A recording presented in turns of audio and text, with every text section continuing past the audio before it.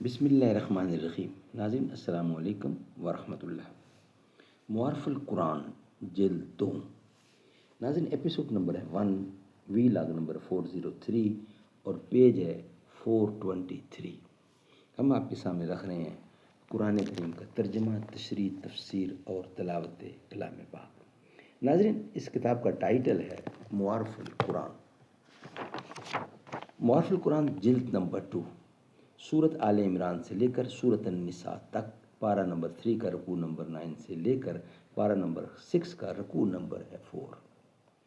Writer اس کتاب کے حضرت مولانا مفتی محمد شفیع صاحب عثمانی رحمۃ اللہ علیہ، مفتی اعظم پاکستان۔ نحمده ونصلي على رسوله الكريم، بسم الله الرحمن الرحيم۔ قال النبي صلى الله عليه وسلم: خیرکم من تعلم القرآن وعلمہ۔ بہترین لوگ وہ ہیں جو خود بھی قرآن پڑھیں، دوسروں کو پڑھائیں، سکھائیں اور لکھائیں۔ ضمیر لالا میں روشن چراغ آرزو کر دے، چمن کے ذرے ذرے کو شہید جستجو کر دے۔ تیرے سینے میں ہے پوشیدہ راز زندگی کہہ دے، مسلمان سے حدیث سوز و ساز زندگی کہہ دے۔ ناظرین معارف و مسائل۔ شراب کی حرمت کی تدریجی، یعنی شراب اور اس کی حرمت کا ذکر ہو رہا ہے۔ شراب کی حرمت کے تدریجی احکام۔ معارف و مسائل۔ شریعت اسلامیہ کو حق تعالیٰ نے ایک خاص امتیاز یہ دیا ہے کہ اس کے احکام کو سہل اور آسان کر دیا ہے۔ اسی سلسلے کی ایک کڑی یہ ہے کہ شراب نوشی عرب کی پرانی عادت تھی اور پوری قوم اس عادت میں مبتلا تھی، بجز مخصوص حضرات کے جن کی طبیعت ہی کو اللہ تعالیٰ نے ایسا سلیم بنا دیا تھا کہ وہ اس خبیث چیز کے پاس کبھی نہیں گئے۔ جیسے حضرت صلی اللہ علیہ وسلم کے نبوت سے پہلے آپ نے کبھی شراب کو ہاتھ نہیں لگایا، اور یہ بھی سب جانتے ہیں کہ عادت کسی چیز کی بھی ہو، اس کا چھوڑنا انسان پر بڑا مشکل ہوتا ہے۔ خصوصاً شراب اور نشہ کی عادت تو انسان کی طبیعت پر ایسا قبضہ کر لیتی ہے کہ اس سے نکلنا آدمی اپنے لیے موت سمجھنے لگتا ہے۔ اللہ تعالیٰ کے نزدیک شراب نوشی اور نشہ کرنا حرام تھا، اور اسلام لانے کے بعد مسلمانوں کو اس سے بچانا مقصود و مطلوب تھا، مگر یکا یک اس کو حرام کر دیا جاتا تو لوگوں پر اس حکم کی تعمیل سخت مشکل ہو جاتی۔ اس لیے ابتدا اس پر جزوی پابندی عائد کی گئی اور اس کے خراب اثرات پر تنبیہ کر کے ذہنوں کو اس کے چھوڑنے پر آمادہ کیا گیا۔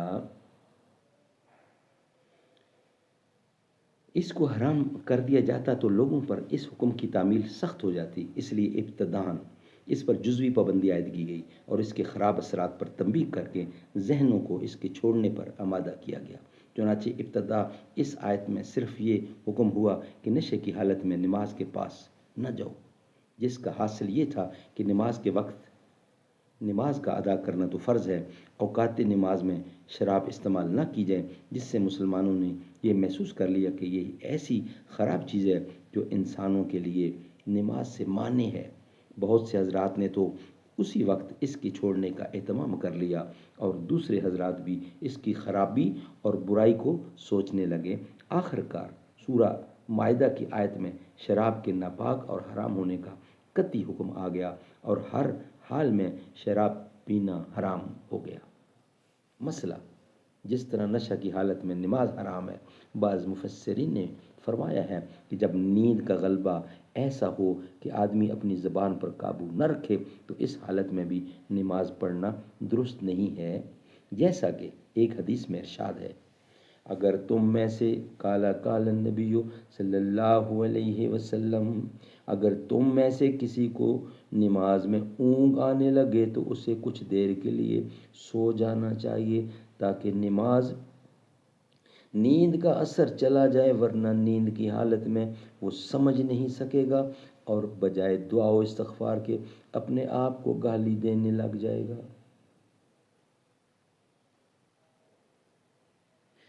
ناظرین، نیکسٹ اس کا ہیڈنگ ہے تیمم کا حکم ایک انعام ہے جو اس امت کی خصوصیت ہے۔ ناظرین، یہ ہم آپ کے سامنے رکھیں گے، مگر نیکسٹ ویلاگ کی صورت میں یہ ویلاگ ہمارا یہاں ہی مکمل ہوتا ہے۔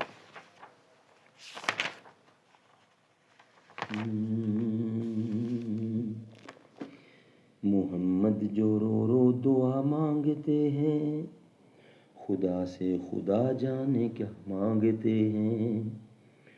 خدا جانے کیا شے ہے کہ جس کو خدا سے وہ سجدے میں سر کو جھکا مانگتے ہیں۔ کبھی بیٹھ کر التجا کر رہے ہیں، کبھی ہاتھ اوپر اٹھا مانگتے ہیں۔ الہی کرم کر دے امت پہ میری، وہ کیا اور اس کے سوا مانگتے ہیں۔ محمد جو رو رو دعا مانگتے ہیں۔